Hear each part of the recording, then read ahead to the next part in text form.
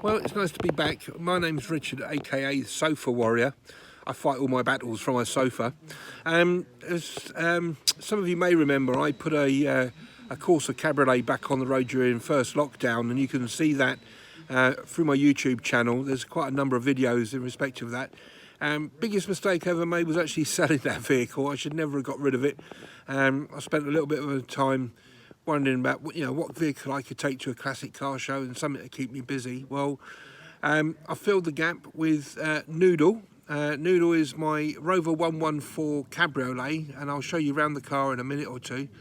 Basically, it's a survivor car. It's registered 95, 96.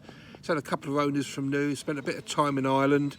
It's been brought back to the UK and been pretty much dried stored from new.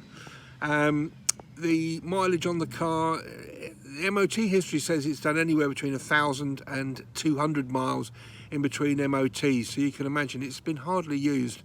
And it's, I'll say, for how old it is, bearing in mind these Rovers are usually water soluble, this car's in immaculate condition. So the intention is to start running some videos on the repair and maintenance of the vehicle. I'll be focusing on some of the unique features of the car, things like the roof obviously, and things like, would you believe it, door mechanisms are actually different. We managed to acquire a couple of doors which we don't need, but they're so rare we were going to have to buy them. I'm going to do some regular maintenance things on the car, so if you're into your metros, this might be a benefit to you. And if you like all things Rover, then this obviously is another one for you. I'll be attending a few shows, so you can see some footage of that. And I'll be introducing you to some of my newfound friends in the metro world, who are helping me along my way. All right, so without much ado, let's take you for a walk round Noodle, my 114 Rover Cabriolet.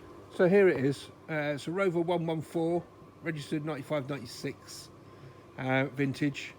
The vehicle has spent a little bit of time abroad, I do believe. I've got MOTs which were done from in Ireland. This vehicle seems to have never been welded. I may stand corrected on that, but from what I can see, the car's solid as you could imagine.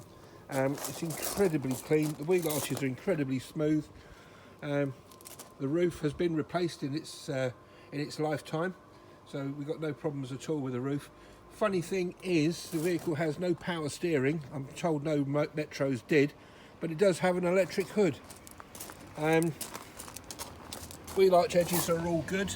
They're all nice and smooth. And they're all rust free. So the wheels could do with a little bit of a refurb, but outside of that, we're pretty straight. Car didn't cost an awful lot, but then I don't suppose there's too much of a following. But from my point of view, I really wanted to save the car because it is rather unique. Okay, so what sort of things are we going to be doing with the car? Well, it will require a service. We've got a temperature sender which doesn't work. We could probably do with a cam belt change at some point. I don't know if I'm going to be gutsy enough to have a crack at that, but let's have a look. I've got a seat that needs repairing, and we have a window regulator on the driver's side which is basically all but disintegrated, so the window is down. I can get it up if I'm very, very careful, but it's not as smooth as it should be, and obviously it requires it to be done really right before it gets a lot worse and we damage things. So there's a few little jobs. I'd like to install Alexa in the car. It has an audio system in there which I don't really want to change because I want to try and keep it original.